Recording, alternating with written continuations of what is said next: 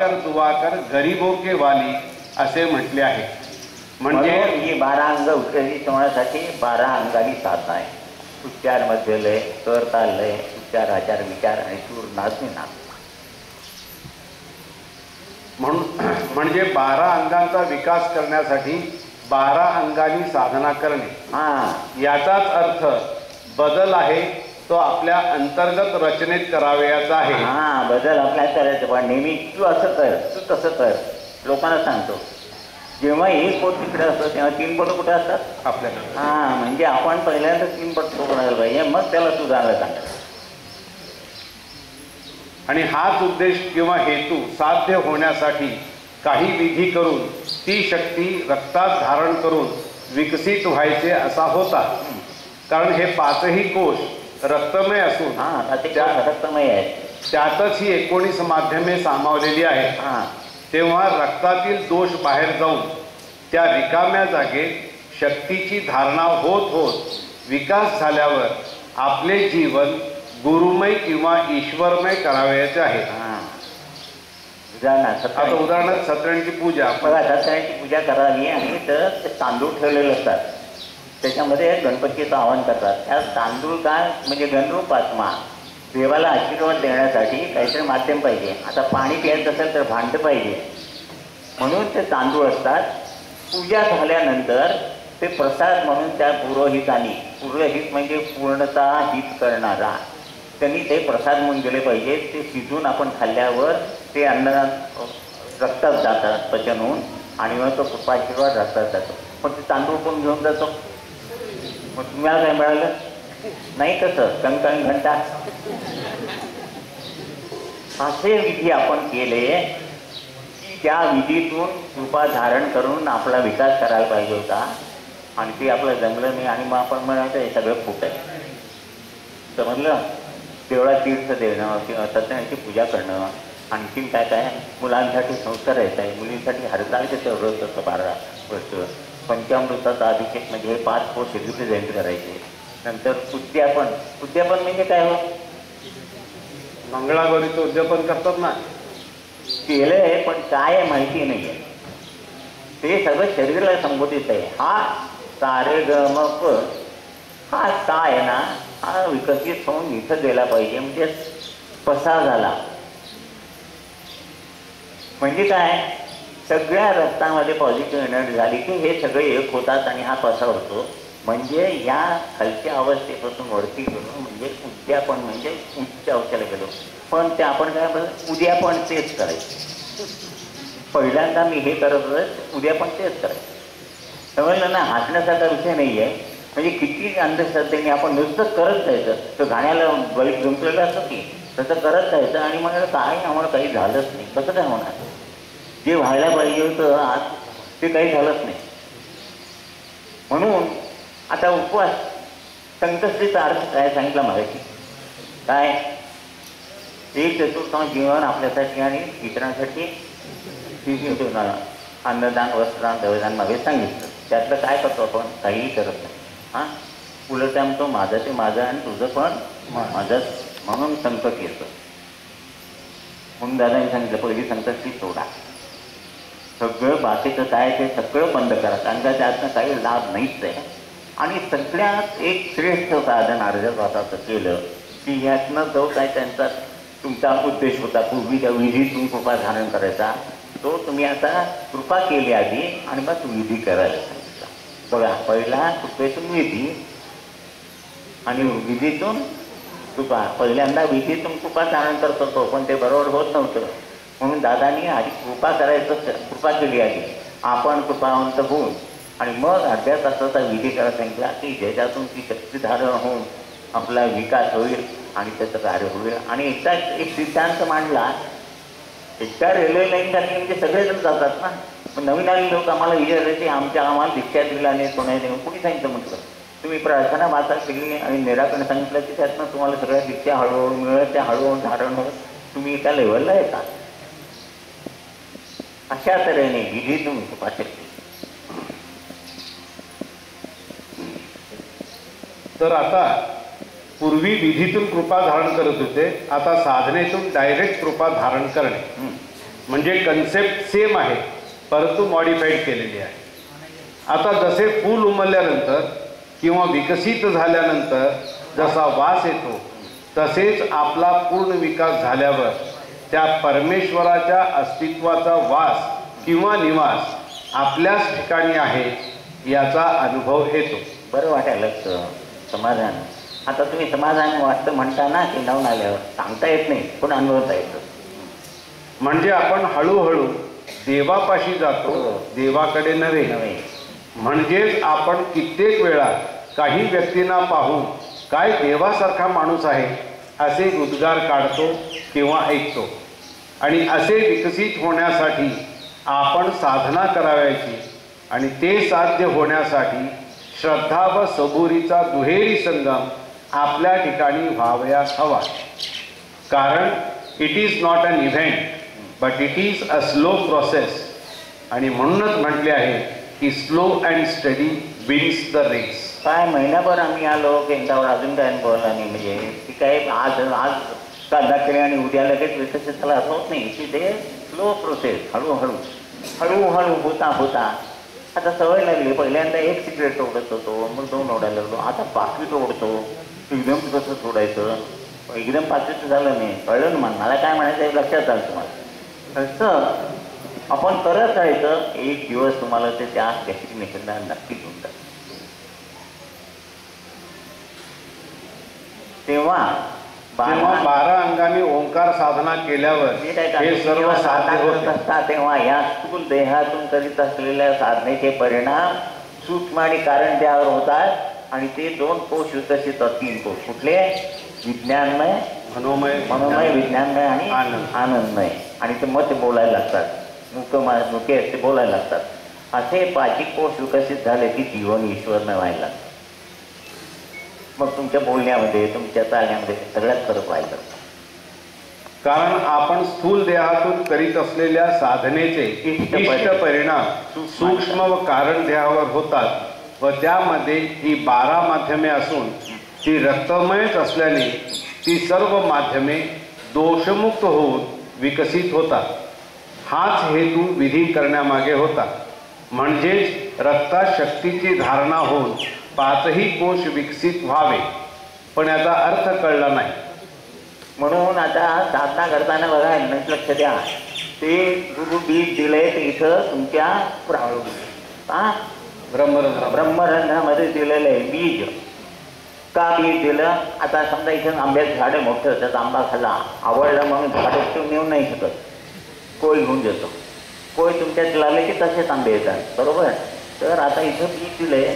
तर तुम्ही साधना करताना बाकीचे काय करतात, असा बोट ठेवतात आणि केस विस्कटून नाही म्हणून ते असं नाही करायचं आहे. हे बीज आहे, त्याची शक्ती तुम्हाला अशी हे करून आणून सबंध शरीरभर करायची आहे.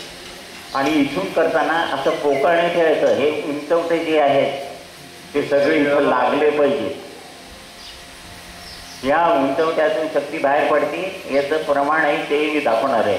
तर ही सगळी शक्ती इथं अशी लावली पाहिजे आणि लक्ष तिकडं पाहिजे. लक्ष जोपर्यंत काया वाचा मन एक होत नाही तवर पुण्य निर्माण होत नाही. काढण्याचा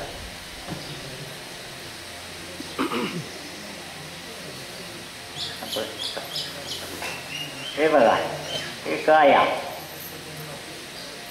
वाचा मन त्या तिन्हीच्या व्हायब्रेशन अशा वेगवेगळ्या आहेत. पुण्य पण मन लक्ष नसेल तर लक्ष आहे की नाही केव्हा कळेल ना. थोडे पण तर साधना करता सगळे दुसरा नाश करत असतात, आपण तिसरा करतो.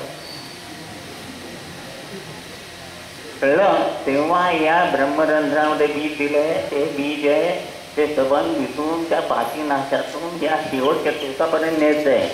आणि हे सगळे उंचवटे स्पर्श झाले पाहिजे तरच ते अनुभवाला येईल.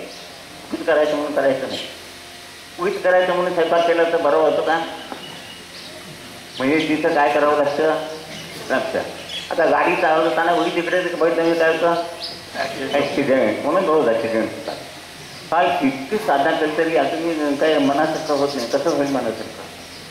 कळलं? म्हणून अर्धा तास आपण कुणाची नाही, बरोबर लक्ष मन तिकडं पाहिजे बरोबर. म्हणून आम्ही आता उद्या साधना इथे लावतो, त्याच्याकडे लक्ष देऊन साधना करा बघा, समाधान झालंच पाहिजे.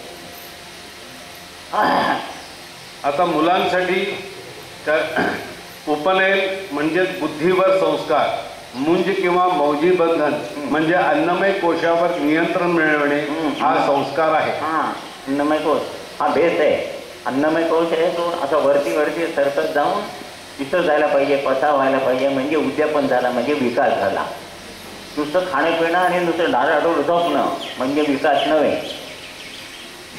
त्याला काय म्हणतात? वाढ. हो काय, वाढ 70 किलो झालं, देहाची वाढ झाली, पण चांगले विचारायला लागले म्हणजे मनाचा विचार. उपनयन म्हणून इथं तिसरा डोळा म्हणजे बुद्धी ज्ञान, त्याच्यावर संस्कार आहे. उपनयन आणि मौंजी बंधन म्हणजे वेगळं. उपनयन आणि म्हणजे नव्हे. दरबाची आमची इथे घालतात. हा अन्नमय कोश, त्याच्यावरती नियंत्रण यावं म्हणून अन्नमय, प्राणमय, मनोमय, विज्ञानमय आणि आनंदमय असे 2 भाग असून शक्ती धारण करण्यासाठी त्रिकाल संध्यावंदन आणि गायत्री मंत्राची उपासना करायची. ते आता या सध्या परिस्थितीला शक्य नाही. दुसरं मुलींसाठी हरतालिका व्रत 7 वर्षे, मंगळागौर 5 वर्षे, यातून शक्ती धारण करून शक्तिमान होणे हाच उद्देश होता. सातनपास 12 वर्षाचं व्रत झालं. आता दादा असं म्हणायचे, आता त्याचं व्रत लग्न झालं सुद्धा करतात पण, हो ना? ते कशाकरता केलं होतं आधी? हरतालिकेचं व्रत कशासाठी? नवरा मिळावा म्हणून. हां, मग दादा म्हणायचे नवरा मिळाल्यानंतर मग तू पुढं हरतालिका म्हणजे कशा करता? म्हणून नंदी मिळाला. मिळाला नव्हे, शंकराचाच नंदी. नाही नाही नाही, नवऱ्याचाच नंदी झाला. म्हणजे काय हो, ऐकलं का? हो हो. म्हणून म्हणाले ते एकदा ते झाल्यानंतर ते तुम्ही बंद करायला पाहिजे, पण करत राहायचं. म्हणजे काशाला भीतीपोटी तर बंद करायचं काय पाहिजे, म्हणजे देवाला त्याचा उपयोग नाही तर तुम्हाला भेटण्याची काय. पंचामृताचा अभिषेक 5ही कोशांचे प्रतिनिधित्व करतात. हा, हे 5 कोश अर्पण करायचे. त्याच्यात अन्नमय, प्राणमय, मनोमय, विज्ञानमय आणि आनंदमय. म्हणजे काय? म्हणजेच दूध हे अन्नमय कोशासाठी एक दूध आहे, एवढं त्याला एवढंच दही लागलं की आपल्यासारखं. ते प्राणमय कोशाचं प्रतीक दही, मनोमय कोशाचं प्रतीक मध. मधमाशीच्या जीवनात एकच विषय असतो, तसा तुमच्या जीवनात एकच विषय असायला पाहिजे. गुरु सकाळी उठल्यापासून संध्याकाळपर्यंत सत्य कुठं मध मिळतं तेवढंच बघतो. विज्ञान, मी कोण आहे, कुठून आलो आणि मला कुठं जायचं आहे काय माहीत नाही आहे. सगळ्या वस्तूच्या बाजारात सगळा गोळा घातला आणि एक दिवस नुसते गेले नाही, मग ती कुठली साडी नेसली की तिचा गळा पकडायचा, त्यांचे दागिने घातले की त्यांना त्रास द्यायचा. हे आणि अनुभवलंय आम्ही. म्हणजे काय केलं तसं झालं, नर जन्माला येऊन नारायण म्हणतात झालंच नाही, वाचलेली भूतं होऊन लोकांना पिडायला लागलं. ते उत्तर काय नंतर विज्ञानमयाचं प्रतीक आहे साखर आणि आनंदमय कोशाचं प्रतीक आहे तूप. पहिलं एवढं दूध, त्याचं अंतिम सत्व गुण एवढंच. पण तेही शक्य नाही म्हणून ते मग हे विधी होते पहिले सांगितलेले. ह्या विधीतून कृपा धारण करून तुमचं जीवन ईश्वरमय करायला पाहिजे होतं, पण ते नाही झालं. आता पंचकोश जे विकसित करायचे त्याचंच प्रतीक म्हणून आपण काय करतो, पंचामृत घेतो.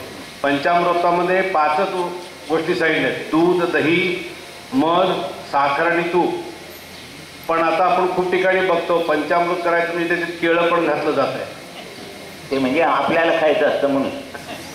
चल पुढे उद्यापन म्हणजे 5ही कोश विकसित होऊन अन्नमय हा आनंदमयात विलीन व्हाव्यास पाहिजे. म्हणजे वर विकसित होऊन उच्च अवस्थेला जायचं. आणि त्याच्याऐवजी काय होतं, हा सा इथं येतो. म्हणजे हा काय झाला, साच्या पुढे पहा म्हणजे सा. वाईट विचार सारखे तुमच्या लॉटरीला की काय माहिती झाले.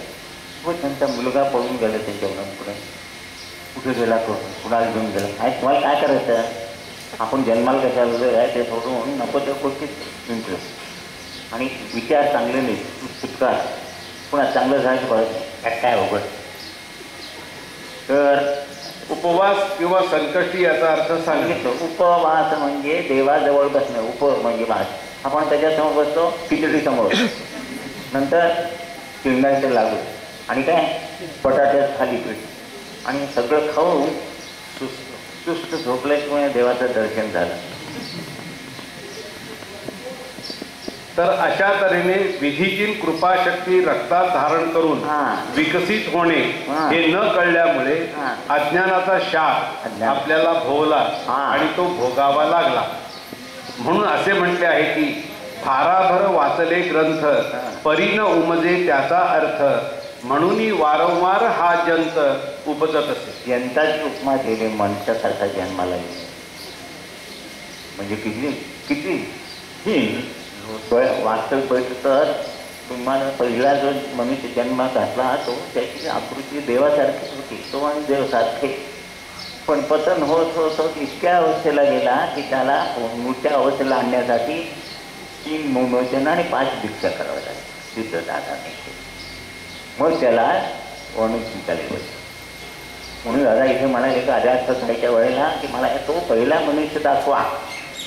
म्हणजे त्या पहिल्या मनुष्य मांडवासमोर असल्यावर कामकाज आलेला त्याच्याबरोबर तोंडून बघायचा आणि त्याच्यात काय कमी आहे तेवढं भरून देऊन असं कार्य केलं. तेव्हा तुम्ही कोणी कमी नाही आहे, तुम्हाला सगळं विमोचन वगैरे होऊन तुम्हाला देवाच्या अवस्थेपर्यंत नेलं आहे. तेव्हा एवढीशी अडचण आली तर बेसरून जाऊ नका, आता करता कट राहा. जेवणामध्ये सगळं पोट खात नाही आपण, थोडं तिखट लागतं, ठसका लागतो, लागायला पाहिजे म्हणून थोडं दुःख ठेवलं आहे. नाहीतर तुम्ही लगेच काय होणार.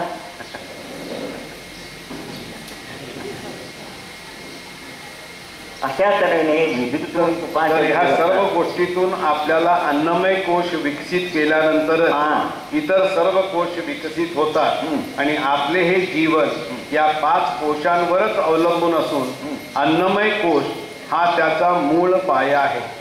म्हणून देहिक शक्तीची बचत, मग आत्मिक शक्तीची वाढ आणि मग ईश्वरी शक्ती किंवा गुरुशक्तीची वाढ असे करीत करीत उच्च अवस्थेला जाणे म्हणजे उद्यापन होय, त्याचे ज्ञान होते. म्हणून वंदनीय दादा म्हणतात की जोपर्यंत अन्नमय कोशावर आपण विजय मिळवत नाही तोपर्यंत परमेश्वर प्राप्तीचा दिग्विजय आपण करू शकत नाही. म्हणून इथं दादा जेव्हा सेवेला होते तेव्हा मातेपुरी मागून जेवायचे आणि दादांचं असं यंग वय होतं. दादा जास्त लग्न झालेलं म्हणजे 30-35 वर्षाचे असतील. आता 30-35 वर्षाच्या लोकांना भूक चांगली लागते. म्हणून दादा म्हणाले की हे बरं माधुकरीचं अन्न घालतात ते काय बरोबर 2 भाकरी एवढा असं घालत नाही, ते तिथं एवढंच घालतात. तर 5 भाकरी घरची माधुकरी येऊन पोट भरत नव्हतं. म्हणून महाराजांकडे म्हणाले एवढ्याने माझं भागत नाही काय करतो. ते म्हणाले एवढं हे ना हे जास्त झालं आहे, तू आता उद्यापासून काय कर ते पाण्यात पुष्कळ त्याचे 3 भात कर, एक माथ्यानं ते गाईलं ते आणि उरलेलं तू खा. दादामुळे छत मारायला गेलो आणि यांना विचारायला. तर म्हणून मी तुम्हाला सांगतो की अन्न गरजेपुरतं करायचं, हे करायला की भरायचं नव्हे. ते बाजारात बायकांना पिशवी येताना ठिकाणी असते, भाजी ही दिसली ती दिसली म्हणून शेवटी त्या पिशवीच्या बाहेर भाजी येत तो भाजी, तसं पोट भरायचं नाही.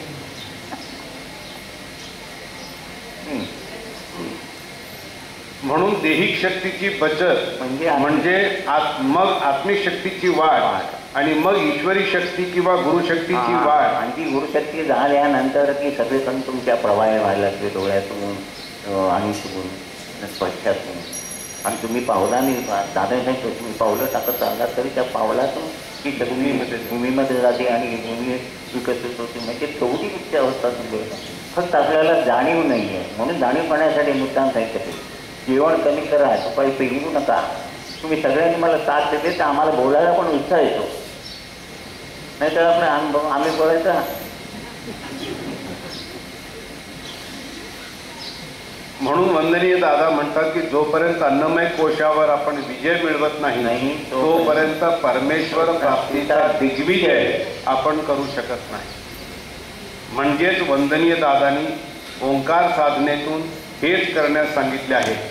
पूर्वी आपण विधीतून कृपा धारण करीत होतो, पुष्कळ विधी करत होतो, गणपती बसवत होतो, श्राद्ध करत होतो, पक्ष करतो, न्यू करतो, क्यू करत होतो. त्या सगळ्यात सार करून तुम्हाला एक साधना दिली आहे.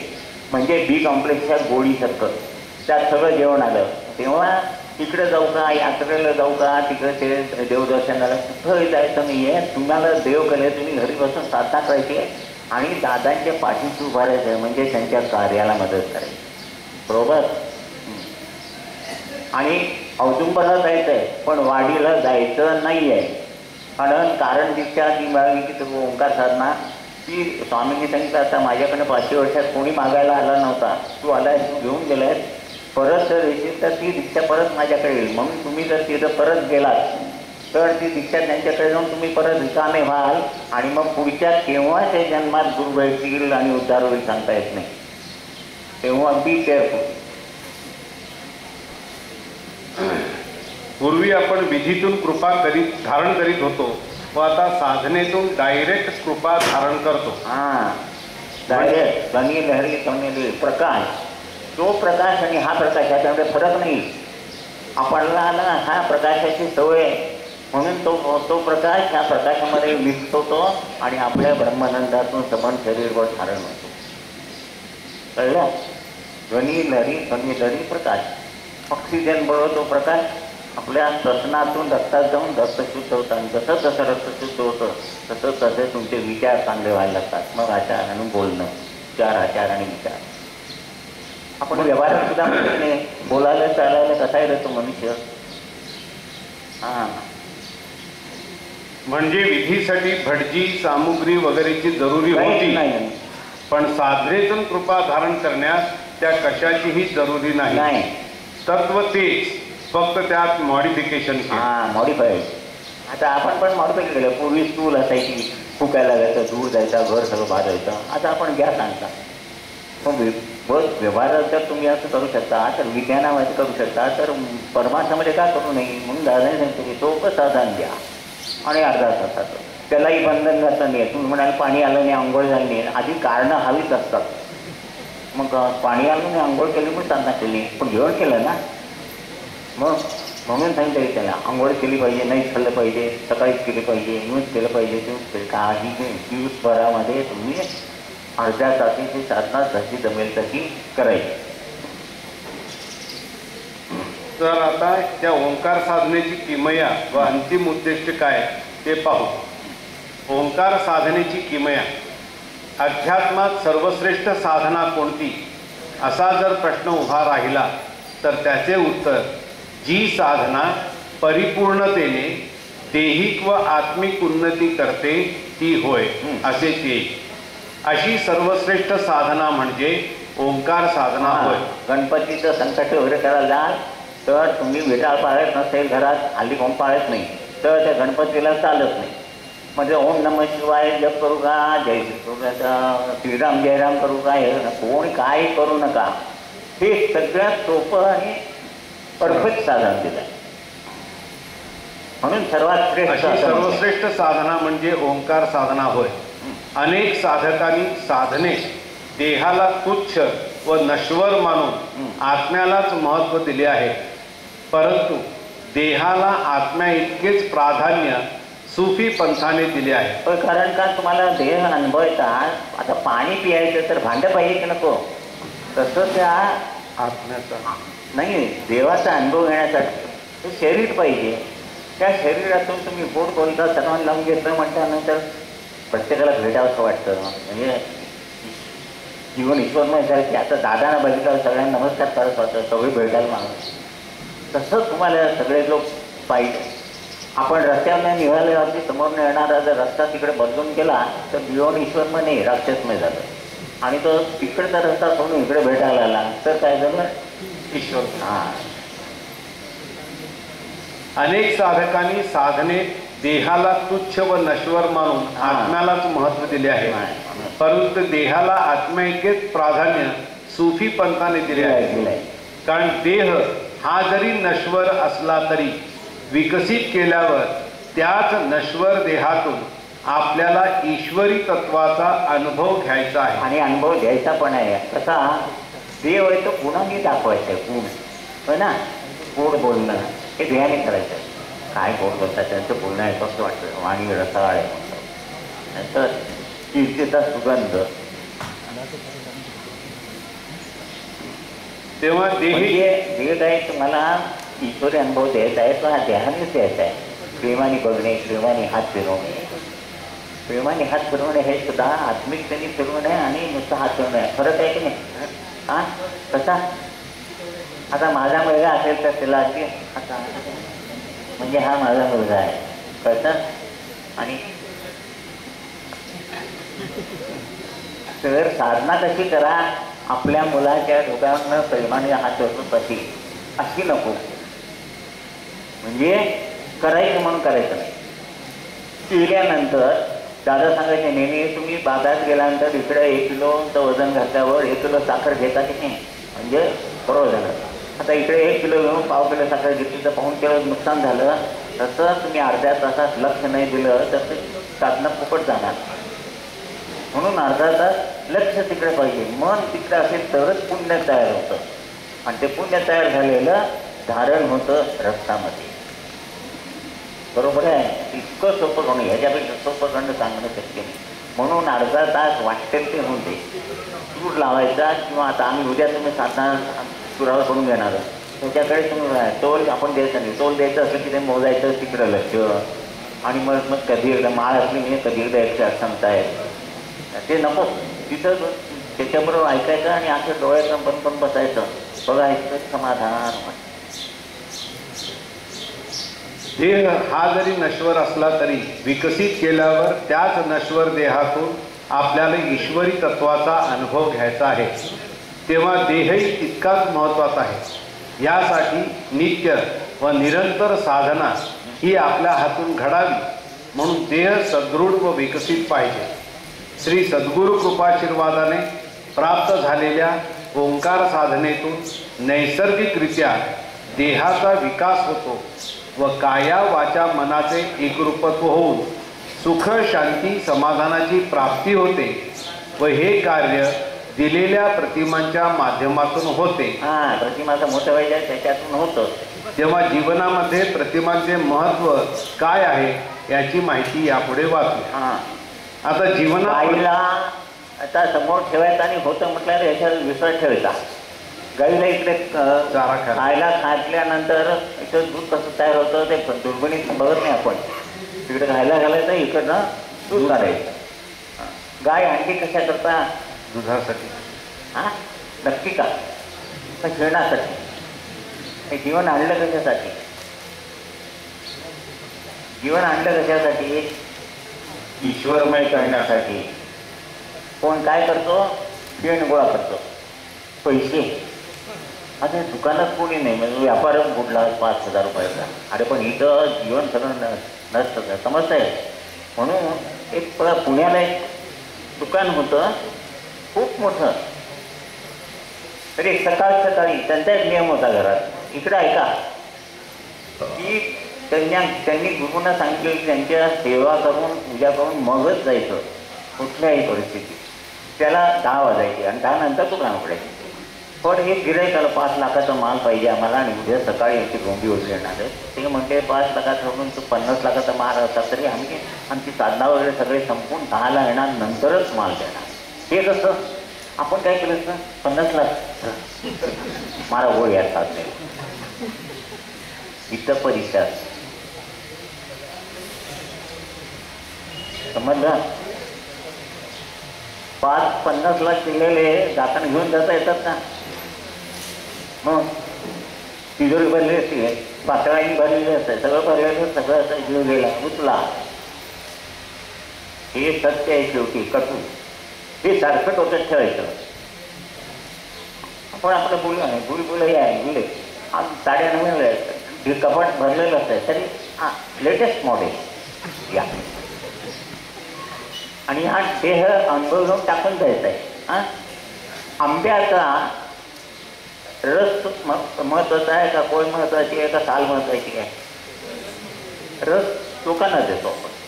कोय महत्वाची आहे का? पुन्हा आंबा खायची जर इच्छा झाली तर कोय पाहिजे. साल फेकून देतो ना.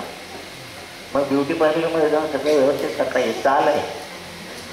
इतरांसाठी काहीतरी द्यायचं तर चांगले विजय द्यायचा तो घर आहे. आणि कारण जे आहे तो पुन्हा जन्माला येतात तो सिद्ध करायच्या साधनेत. मग कशाला ब्युटी पार्लरमध्ये जाऊन पैसे खर्च करतात? नाही, लोकांना दिसायला पाहिजे ठीक आहे, परंतु त्याला एक काही लिमिट आहे. म्हणजे विषय समजला नाही आपल्याला, ताल फेकून द्यायची आहे, अनुभव घ्यायचा आहे, तेवढंच नसतं. आता उद्या आमच्याला डोळे डोळे काढून त्याला स्वच्छ पावडर बिवडर लावून यायचं, सगळे हसतील. अरे रस खाऊन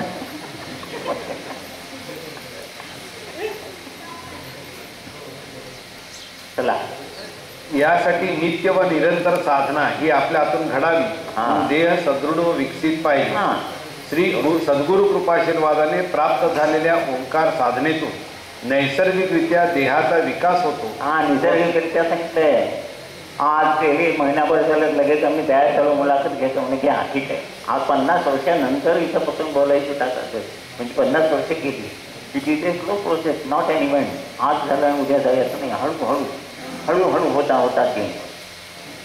ओंकार साधनेतून नैसर्गिकरित्या देहाचा विकास होतो व काया वाचा मनाचे एकरूपत्व होऊन हां, सुख शांती समाधानाची प्राप्ती होते व हे कार्य दिलेल्या प्रतिमांच्या माध्यमातून होते. हां, म्हणून प्रतिमा समोर ठेवायच्या आणि त्याला काही औपचार ठेवला नाही. अगं उडवायला हे करा, नुसतं 2 हस्तक आणि एक मस्त.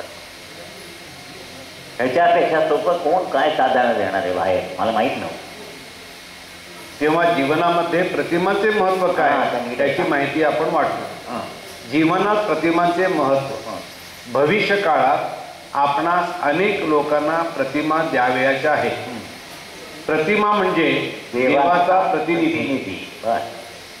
साईशक प्रतिमा, त्याच्यावर 2 पावले आहेत व ते 33 कोटी देवांचे प्रतीक आहे. हां, मग आता आणि कुठले 2 हुडकायचे आहेत असतं, आणखी कोणी नवीन असेल तोही आहे त्यात. एक पाऊल हे दसरा व दुसरे पाऊल हे दीपावली. म्हणून ते पद आहे की दसरा दीपवाली साधू चरणी झाली, काशी गया ही घडली वाटतसे मजला. म्हणून कुठे काशी यात्रेला देव ते ह्याला गिरणारला इकडे तिकडे जायचं भानगडी पडू नका. उत्सव आणि घरातच आहे तुमच्या. आणि म्हणून म्हटले पदोपदी अपार झाल्या पुण्याच्या राशी. म्हणजे काय, नुसती साधना व्यवस्थित करायची नव्हे, आपण चहा प्यायल्यानंतर कपची व्यवस्थित व्हायची. ती दूध नाही नुसतं कपडेवर आंघोळी गेला गंजीपाक असा उलटा काढून फेकून द्यायचा, म्हणजे ती धुणारी बाई उलटा करणार. ही जी आपण बाज करतो, बोलत नाही कोणी. भाजी गेला जाताना ती 10 रुपयाला 4 म्हणती, 5 पैकी ती देती नाहीला जातं म्हणून. पण ते 5वं देताना जे हे असे पॉईंट म्हणजे ब्लॅक बॉल संध्याकाळपर्यंत किती मारतो आणि पॉझिटिव्ह किती मारतो ते बेरीज करून बघा. मग संध्याकाळी माहिती वेटिंग वाटते का, तर 10 ब्लॅक बॉल गॅस झाले. कळलं काय, जीवन ईश्वर म्हणजे प्रत्येक गोष्टीतून ठीक आहे, तिला कष्ट पडले ना 10 रुपयाचे, आणि एवढं वाचून पुढे जायचं काय तर पर्स मार्क पोटते. पहिली काय केलं, प्रत्येकाला तुमच्याशी बोललं असं बोलावं असं वाटलं पाहिजे, तुमच्या कृतीतून ते दिसलं पाहिजे. तर मग त्या बाईची परिस्थिती दिसते म्हटल्यावर घे 10 रुपयाला 4 मार्क. तिने समाधान दिले तर ती भाजी समाधान देईल तुम्हाला. तिने असमाधान दिले ती भाजी खाल्ल्यावर यांचं टाळत असतं. साध्या साध्या गोष्टी दादाने आम्हाला सांगितलं. आता पोरं घ्यायला गेलं, कशी पोरं 2 खायची, वजन केल्यामुळे अजून 2 घालती, आता 4 गेली. 50 माणसांमध्ये 200 पोरं गेली, मी 1 किलो पोरं होते. प्रॅक्टिकल आहे हे.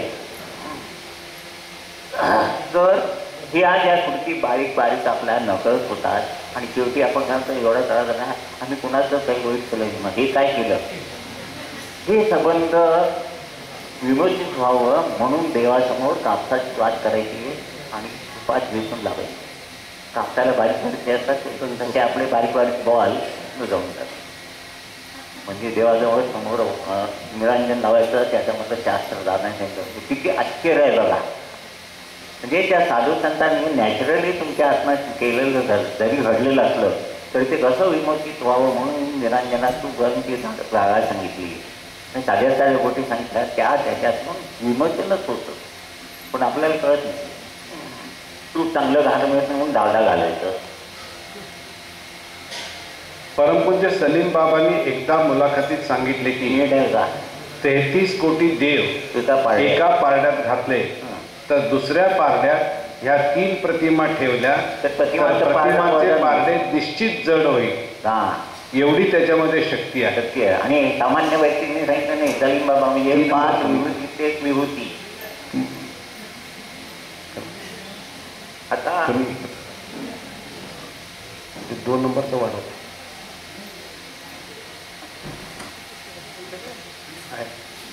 आता प्रतीक म्हणजे विशिष्ट देवतेचे प्रतीक बघा, फक्त एकापुरतेच. विठोबाचा तिकडे असं की वरती भगवा झेंडा लावला असतो, विठोबा तिकडे कळतं प्रतीक सिम्बॉल ज्याला म्हणतात. सिम्बॉल किंवा चिन्ह केवळ ऐहिकाची तरतूद. केवळ ऐकायची म्हणजे इथं मग सोडून जायचं मारताना सोडून जायचं त्याची तरतूद फक्त प्रतीकमध्ये. प्रतिमा उदाहरणार्थ लक्ष्मी यंत्र पूजल्यास फक्त लक्ष्मीची प्राप्ती. आता प्रतिमा कुठल्याही जाती धर्मासाठी चालते, हा कॉस्मोपॉलिटन. दुसरी गोष्ट ऐहिक अधिक पारमार्थिक दोन्हीचा लाभ होतो. हा दोन्हीचा लाभ होतो. पहिल्या ह्याच्यामध्ये फक्त ऐहिकाचा होतो, या दुसऱ्यामध्ये ऐहिक परमार्थिकचा लाभ होतो. 3 ह्यामध्ये दोन्ही म्हणजे ऐहिक अधिक पारमार्थिक अशा कल्याणाचा समावेश आहे. 4 प्रतिमा म्हणजे स्मरण किंवा स्मरण केल्यावर मरण टाळता येईल. यासाठी स्मरण म्हणून साईशक प्रतिमा परमपूज्य बाबांनी दिली आहे. फक्त स्मरण ठेवा, बाकी काही लागत नाही. प्रतिमा म्हणजेच देवाचा प्रतिनिधी. आणि त्यानंतर प्रतिभा, न शिकता बोलणे म्हणजेच उत्स्फूर्त बोलणे. ह्याचा लाभ 8व्या संमेलनात करून दिला आहे. दादा बोलत दादा किती शिकले होते? कोण लेक्चर ऐकून आणि काही पुस्तक नाही, काही नाही. अख्खलेच 8 तास बोलणं सेमिनारमध्ये. It is not a joke. आम्हाला पुस्तक लागतं. दादा असं बोलायचे म्हणजे उत्स्फूर्त. ते कुठल्या युनिव्हर्सिटीमध्ये गेले वाटतं, किंवा दादा म्हणायचे तुकाराम महाराजांनी यांनी ते अभंग रचले हे ते कुठल्या युनिव्हर्सिटीमध्ये पदवी होती. सगळी प्रतिभा म्हणजे देवाची कृपा झाली त्याच्या इथे उत्स्फूर्त बोलणे. तुकाराम 8व्या संमेलनात करून दिला होता दादाने याचा लाभ. तो 8वं म्हणजे 8वे आणि बोल म्हणजे प्रतिभा. उदाहरणार्थ तुकाराम महाराज, रामदास महाराज आणि ज्ञानेश्वर यांनी कुठल्या पदव्या घेतल्या होत्या, परंतु त्यांचे अभंग आज यमेच्या अभ्यासासाठी दिल्या जातात. याचाच अर्थ उत्स्फूर्त बोलणे. हॅलो, ऐकायला येतं आहे ना?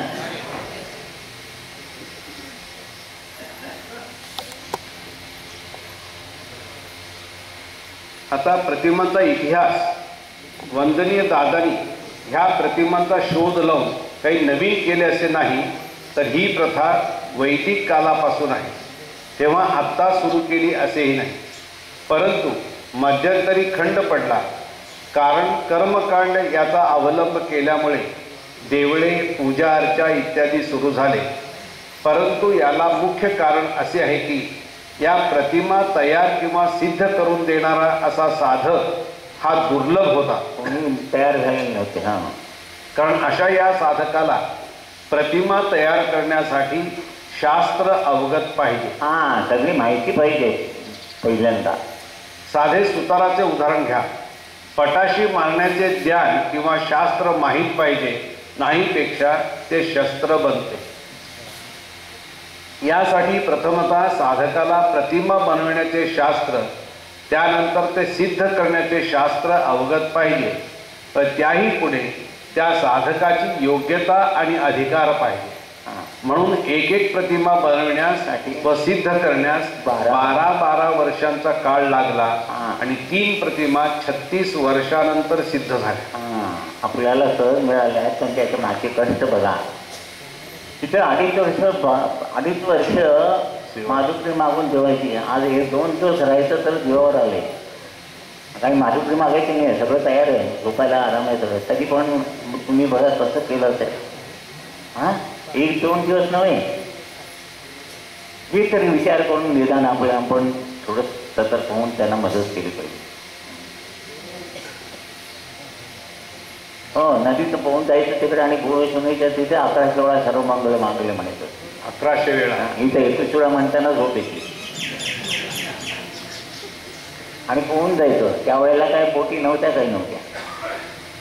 यासाठी प्रथमतः साधकाला प्रतिमा बनवण्याचे शास्त्र, त्यानंतर ते सिद्ध करण्याचे शास्त्र अवगत पाहिजे व त्याही पुढे त्या साधकाची योग्यता व अधिकार पाहिजे. म्हणून एक एक प्रतिमा बनवण्यास व सिद्ध करण्यास 12 वर्षांचा काळ लागला आणि 3 प्रतिमा 36 वर्षानंतर सिद्ध झाल्या. ह्या प्रतिमांचा सिद्ध करण्याचा उगम वंदनीय दादा फक्त 12 वर्षांचे होते तेव्हा झाला व पुढे सर्व भक्तांना 5 दीक्षा दिल्यानंतर साईशक प्रतिमा तयार झाली. ह्या 5 दीक्षांचा संबंध 5 कोशांशी आहे. असे हे कोश विकसित झाल्यानंतर पुढचा जन्म इतरांना जगवण्यासाठी येईल. म्हणून विकास झाला पाहिजे, त्यासाठी गुरूंची कास धरावी लागते. नाहीतर नुसते जगणे म्हणजे विकास झाला तरच इतरांना कसे जगायचे हे शिकवण्यासाठी जन्माला येणार.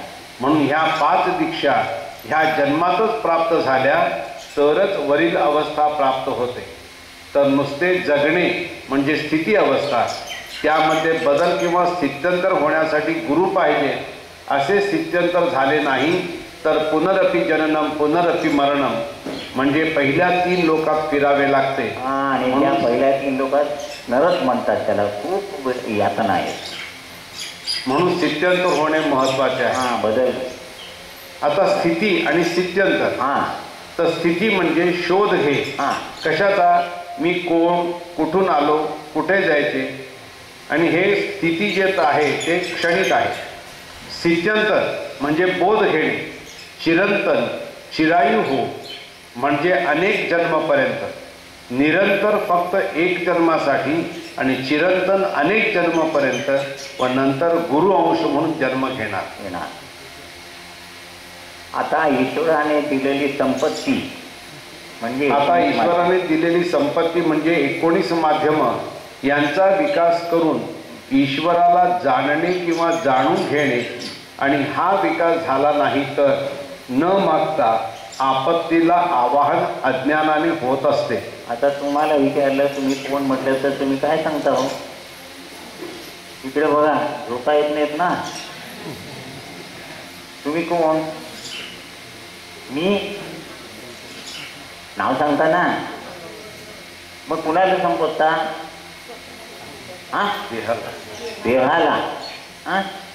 समजा आता एक गोमाजी गणेश नाव आहे त्याचं.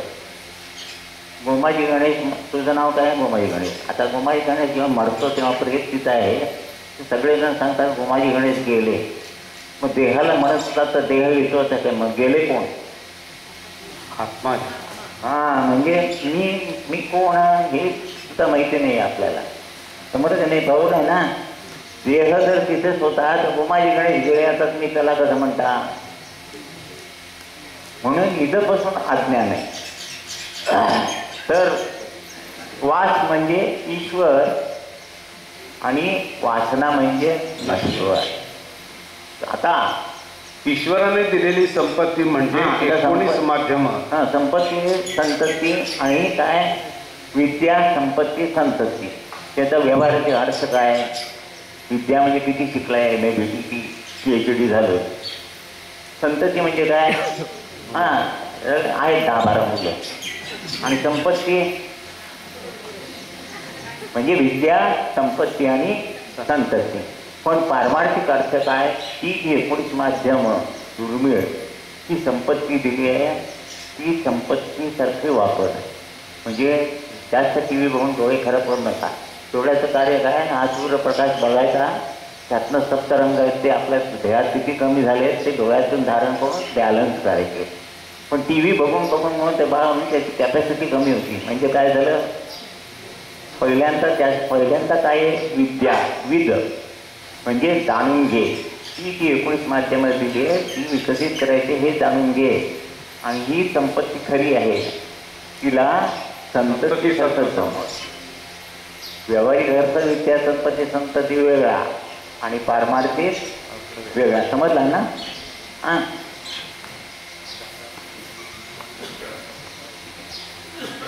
आता मोबाईलमध्ये टोके घालून करतात. म्हणून टी बाबाजी म्हणत ते विज्ञानाचा शोध शेवटी अज्ञानामध्ये होणार आहे, तेच होणार आहे. बर्गर खातात, पिझ्झा खातात, ते नैवेद्याने काही नाही, कोणी त्या टोमॅटोवाल्याने उद्योग नाही, त्यांना ऑर्डर दिली की ते कुठनं स्मशानातनं फिरून कुठनं येतात, आता खायचं. आणि तसलं अन्न खाल्ल्यानंतर रक्त कसं निर्माण होणार. म्हणून आज बघा पेपरमध्ये बातम्या बघायच्या, ह्या मुलीचा लोक केलं जात नाही म्हणून तिचा खून केला. परवा पासून हुबळीमध्ये 3 खून झाले. कारण जे अन्न आहे त्यातनं रक्त जे निर्माण होतं हे चांगले विचार नाहीच येणार. आणि ते झोमाटेवर तिथला ती बाई आंघोळ करून आली आहे का बिटाळशी आहे का कोण मेले प्रेताला अग्नी देऊन आली आणि स्वयंपाक करते. खाऊ देत खाता खाऊ देत नाही तर मजूर दे.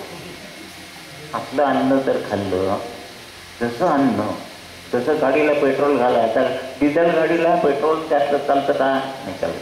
आणि पेट्रोल गाडीला डिझेल, पण या गाडीला कुठलंही घाला चालतं नाही. हसण्यासारखा विषय नाही, गंभीर नाही, पुढं फार कठीण आहे. ते बरोबर तोंडात जातायचं तसं घोडाचं पाणघोडा कसा जबडा उघडतात.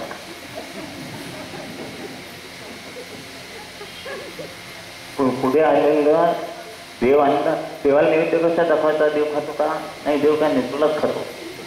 ते अन्न ठेवल्यानंतर त्याच्यात जे दोष असतील ते तिकडं जातात आणि अन्न गुरूंचा प्रसाद म्हणून आपण धारण केल्यानंतर त्यातलं जे रक्त निर्माण होतं ते शुद्ध रक्त निर्माण होतं. मग शुद्ध विचार होतात आणि त्यातनं जे पुरुष किंवा स्त्री बीज व्यवस्थित होतं त्याच्यापेक्षा मुलापेक्षा बापापेक्षा मुलगा चांगला, त्याला कुलोपासना म्हटलंय. कुलाची जोपासना. पहिला कुलधर्म 25%, कुलाचार म्हणजे आचरण करायचं, तो आपल्यासाठी आहे. आणि कुलोपासना असं शुद्ध रक्त खाऊन शुद्ध अन्न खाऊन शुद्ध रक्त झालं की शुद्ध बीजापोटी फळे रसाळ होती. किती सुंदर सांगितलं आहे.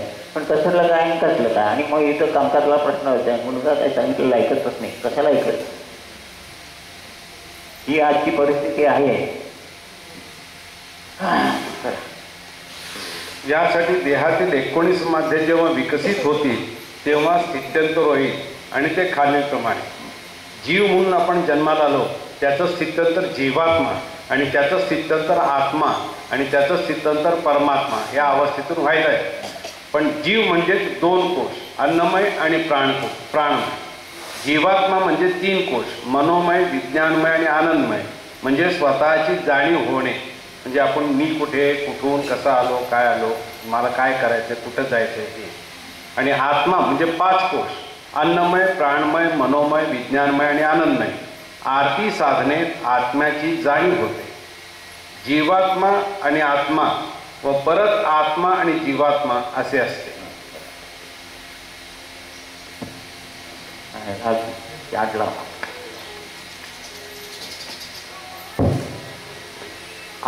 कंटाळा आला नाही आहे ना, आला तरी कोण विचारणार.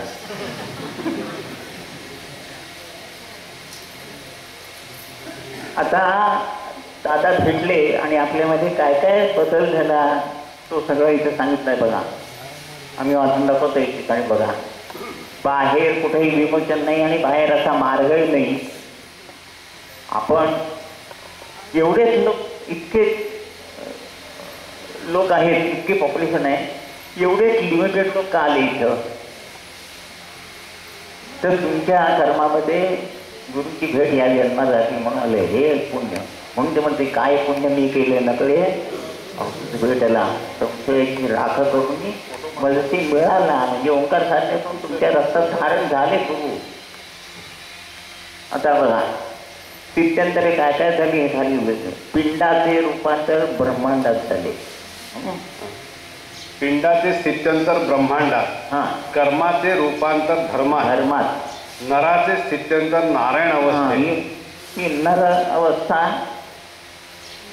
आणि ही नारायण अवस्था. हे बघा हा लाल त्रिकोण वरती काढला बाहेर आणि इथं या 2 बुद्धी एकत्र झाले, इथं मन तयार झालं.